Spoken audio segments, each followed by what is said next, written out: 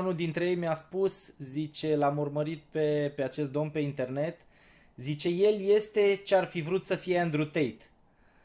Așa mi-a spus cineva. Andrew Tate, dacă ar fi fost un adevărat model, ceea ce promovează el, ar fi fost varianta ta, adică și tu ești carismatic, și tu ești un bun povestitor.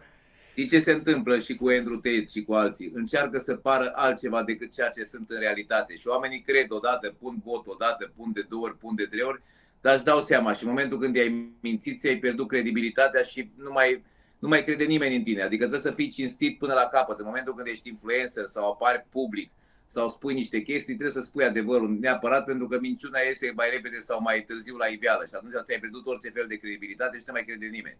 Sunt foarte mulți oameni care te văd. Îți dau un exemplu concret.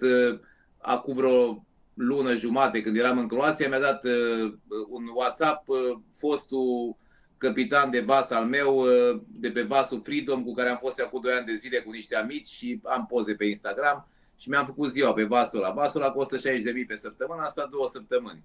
Și mi-a dat un mesaj, zice, uite, am pe cineva din România, frații Tate, îi cunoști? Zic, bă, nu-i cunosc personal, dar i-am văzut pe TikTok, pe YouTube și zice, cum sunt? Zic, bă, dacă nu-i cunosc personal, nu pot să-mi dau cu părerea, dar încearcă să facă show-off mult, știi?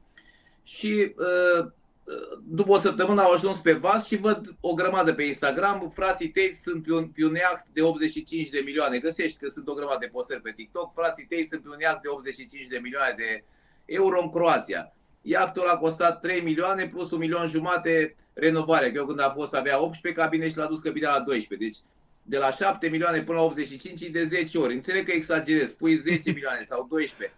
Dar nu sunt toți de 19 ani sau de 15 ani pe care tu poți să-i prostești. Nu poți să-i prostești la infinit pentru că este adevărul la iveală. Dacă te uiți la mine pe Instagram și la ei pe rețele de socializare, vezi aceeași barcă. Nu e altă barcă, la mine a costat 5 milioane barca, în sine, că nu e a mea nici a lor. E barca capitanului, că e capitanul Ivan și patronul. Și la ea a costat 85 de milioane. Deci nu e ok, nu e fair față de cei la care încerci să le vinzi ceva.